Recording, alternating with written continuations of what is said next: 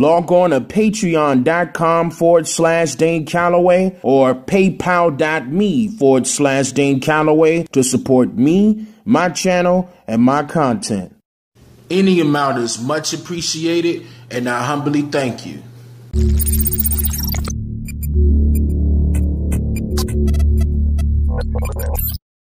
According to historical record, the United States government, or rather local and federal governments, have accumulated well over $500 billion over the course of the past 83 years in the automotive industry. Not by selling automobiles, but by merely selling the manipulative, distorted, non-existent law to all Americans that they are required to have a driver's license in order to legally drive an automobile in the United States. Realistically, a driver's license is required for one who's conducting commerce on the highways. So when you are personally driving, or rather using personal transportation on the highways, there is absolutely no law requiring you to have a driver's license to drive. According to the 1856 Bouvier's Law Dictionary, John Bouvier defines the meaning of a driver as, quote, one employed in conducting a coach, carriage, wagon, or other vehicle with horses, mules, or other animals. A driver must possess reasonable skills and be of good habits for the journey, because if he's not, and should an accident or injury occur, both the driver and his employers will be responsible. Documented on January 12th in the year 2000, the U.S. Supreme Court case of Reno versus Condon states, quote, the activity licensed by state DMVs and in connection with which individuals must submit personal information to the DMV is itself integrally related to interstate commerce. There is no need to have a driver's license for personal transportation, like going to the store, dropping the kids off for school, going to work every day. There is absolutely no requirement or law. It is all done under the color of law. It is all implied that this is the, quote, legal way to do things. It is a critical difference that you must understand between lawful and legal. Let's start with legal. Legal means having a formal status derived from law, often without a base in actual fact, while lawful means warranted, authorized, or permitted by law. Now, I want to talk about the DMV, or rather the Department of Motor Vehicles. It's a corporation doing business as the DMV. It was established by the Vehicle Act of 1915, but it was later reduced to the Division of Motor Vehicles within the Department of Finance in 1921. What they have done is implemented such methods as a driver's license, vehicle registration, tags, etc., in order to extort money from the Americans, us, the people, under the color of law.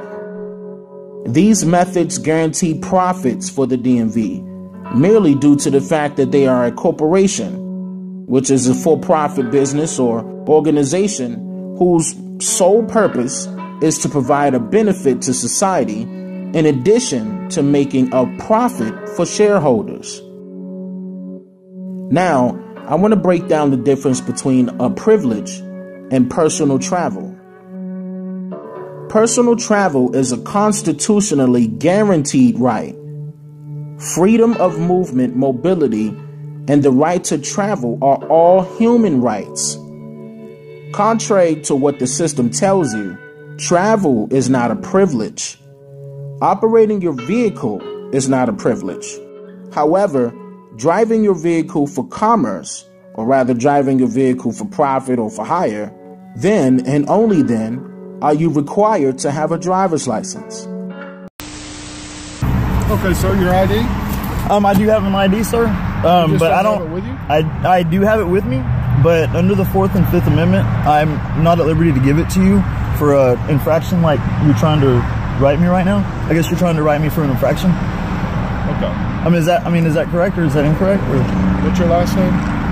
I have a family name. I don't have a last name. I have a family name. Okay, well, that's fine. Last name? I'm not at liberty to give that to you, sir. I'm sorry, did you swear an oath to uphold the Constitution of this republic? And what is your name and badge number, Mr. Corin, just for future reference? Mr. Corin, 5095. 5095, okay. Okay. All right. You're saying, just to verify this, because I don't want to proceed unless I know what's going on here. I got pulled over because I was going, it was a speeding infraction in a 40-mile-an-hour speed zone, you said? All right, that's correct. Okay. Under Texas Transportation Code, Chapter 201, Subsection K, the black and white speed limit signs are manifest and maintained for them commercial vehicles right there. Any limousine, any commercial commerce vehicle, this is a personal good that belongs to her. We are exercising our right to travel unharmed, unmolested, unless a person or property was damaged or a crime has been committed. You're telling me that you pulled me over for, just to verify, a infraction that does not apply to me. Is that correct? No, you were pulled over for going 65. 65 in a commercial zone. Under UCC code 107, sir, that does not apply to me. This is a commercial good. This is not a registered commercial motor vehicle, okay? So I would like to be free to go, Officer Corey. I'll tell you what. Promise me you'll slow down. I promise you I will slow down. Okay. That is a promise. You will do that. I will do that. And I appreciate your oath, and I appreciate the blood that was spilt to exercise what we're doing right now. Licensing cannot be required of a free people. In order to have a driver's license, a requirement of your surrender of a right, which I'll go into in a sec, in order to comply with the restrictions of the driver's license and stipulated. According to the case of State versus Spokane, the right of the citizen to travel upon the highway and to transport his or her property thereon in the ordinary course of life and business differs radically and obviously from that of one who makes the highway his or her place of business for private gain in the running of a stagecoach or omnibus. Operating a private vehicle within the 50 states for private business is a right, not a privilege, which it can be taxed. Under constitutional and common law, the right for all free citizens of the several states to drive private vehicles cannot be infringed. The requirement of a driver's license to legally operate a private vehicle is unconstitutional and a violation of all American citizens' constitutional rights. All Americans are unenfranchised sovereign citizens and authorized under statute at large of the unhampered use of all navigable waters and all common law highways, roadways, and byways, which are used for transportation, either private, public, or commerce, anywhere in these United 50 States of America.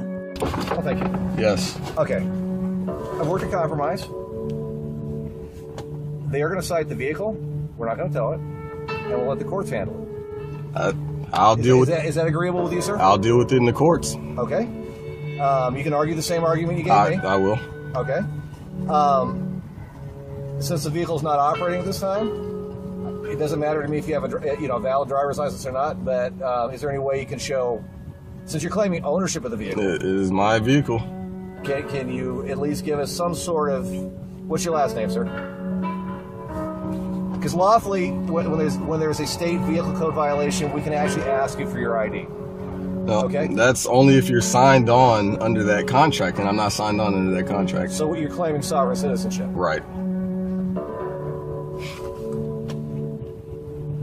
Well, the problem is, right, when you're on United States territory, state of California, you're required to abide by all state and federal laws. I'm required to abide by the laws that supersede. If you have a law, you can't make a law where one has already been created to prevent that law. Can you speak up a little louder? You can't make a law where one has been created to, you can't make a law against another law.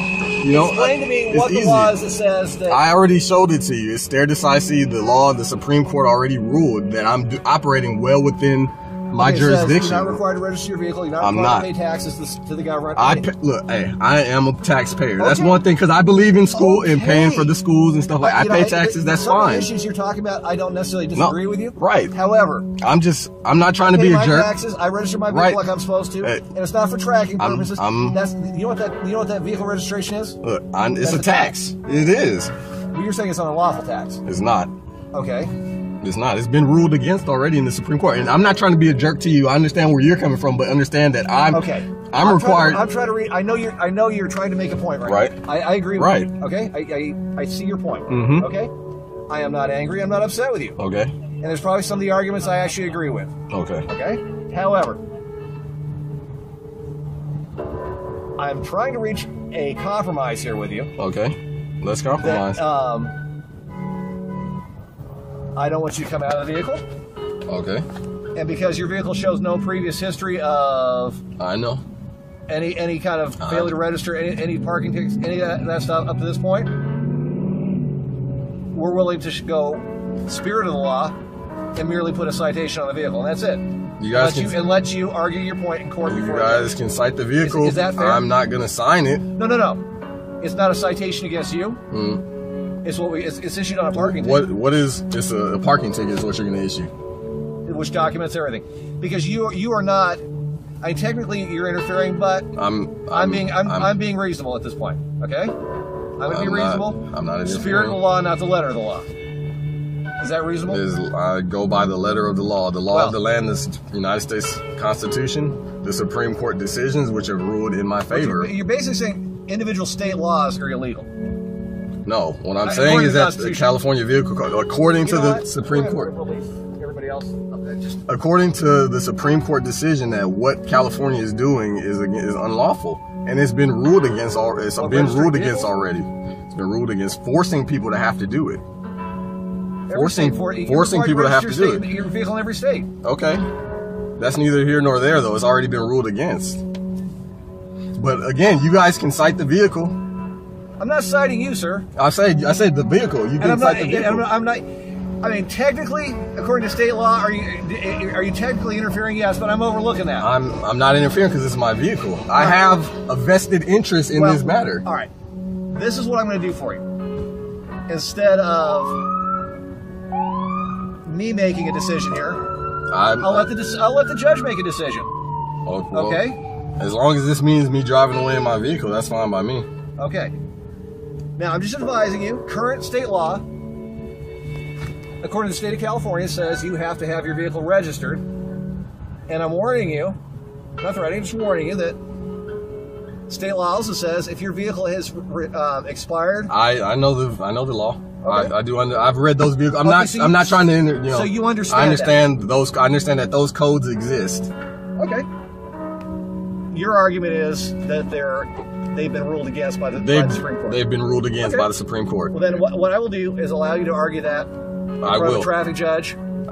Traffic judges aren't even capable of hearing this type of case law. It'll go to appellate court anyway. So, I mean... That's fine. Ninth Circuit Court of Appeals is a great place to hear it, too. Right. Okay?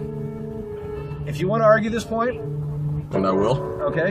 You've not been a threat to myself or my officers in any way. I know. And that's why, had you been violent or aggressive... I know. I would have handled it in a different way. I know that. Okay? Therefore, you know what? You've been... for the most part, agreeable and cooperative. Mm-hmm. So, you know what? I'll let you have your day in court then. Okay. Without having to... I'll deal with it that way. Push the issue any farther than it really needs to go. Okay. Okay? I'm not agreeing with you or disagreeing with you. I'll let the judge determine. Okay. Okay? That's fine by me. I mean... And if it pushes it to the issue where the Supreme Court makes, instead of making a relatively ambiguous decision... Mm-hmm. It's not... It's pretty clear-cut to me. No, it's not. It's pretty clear-cut. It's wide open for interpretation, which gives you the room to argue. Okay? Okay. Gives me room to argue too. But I'm not going to argue with you. Okay. Because I think that's best handled by legal representation and attorneys. Don't worry. Hey guys, we're good. Hey Gene, you guys can go ahead and clear. Go ahead and let the guys know. I'm going to handle this a different way. No problem. I got his fingerprint written down. Verify it. He's covering it. Sir? You want to verify the VIN? There you go. That's all I want to do. Okay?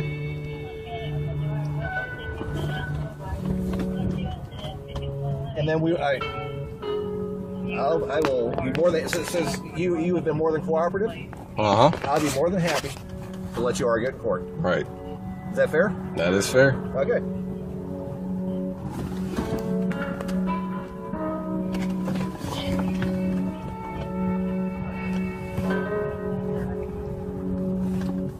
All right, without giving me your last name, my first name is Craig, all right?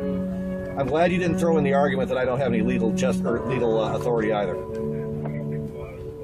I know your doctrine says this badge means nothing. Only the elected county sheriff can be, right. Is the way you feel? Right. Okay. I mean, the thing is, you're the one with the gun, so, I mean, I'm answering to you right now. My gun, baby. But it's on your hip. Yeah, it's you're right. there. It's there. But did you threaten my safety in any way? No, that's because So why should I pull my weapon? But you have your weapon, though. What's that? You have a weapon, though. I don't have a weapon. Okay. I mean... But am I relying on it? No. Yeah, you are. How am I relying? Because if none of you had weapons, I wouldn't even be sitting here right now. I'd have left when that first officer was talking to me. Okay.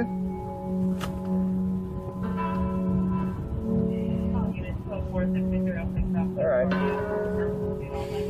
I'll let you have your day in court. That's perfectly fine by me. Because you and I, individually, are not entirely qualified to ultimately argue the issues at hand. I mean, we can look at them ourselves and have our personal opinions, and we can discuss them ourselves. But as far as the United States Supreme Court has the ultimate authority as far as making the original determination. They've determined. So, you know what? They have determined. I'm more than happy to let it go that route. Okay. Had you been violent, that'd have been a different story, but you're not. There's no reason to get violent. You've been respectful. I know my rights. No, you've been respectful. Right. You've at least given me the courtesy of doing my job. Right. You presented your point in a very articulate manner, so you know what? That's more than I get from most people. And I can appreciate that. Okay? I can appreciate that. So, my office will be finished here shortly, and you'll be free to leave. Okay. Is that all right? All right. Allow me to explain how this license is forfeiting your rights. The real purpose of this license is much more insidious. When one signs the license, he or she gives up his or her constitutional right to travel in order to accept and exercise a privilege. After signing the license, a quasi-contract, the citizen has to give the state his or her consent to be prosecuted for constructive crimes and quasi-criminal actions where there is no harm done and no damaged property. These prosecutions take place without affording the U.S. citizen of their constitutional rights and guarantee such as the right to a trial by jury of 12 persons and the right to counsel, as well as the normal safeguards like proof of intent and a grand jury indictment. These unconstitutional prosecutions take place because the citizen literally is exercising a privilege and has given his or her, quote, implied consent to legislative enactments designed to control interstate commerce and enterprise under the police power of the state. In conclusion, the citizen is forced to give up constitutional guarantees of, quote, right in order to exercise his or her state, quote, privilege to travel upon the public highways in the ordinary course of life and business when accepting a driver's license. I'm just here to make you think.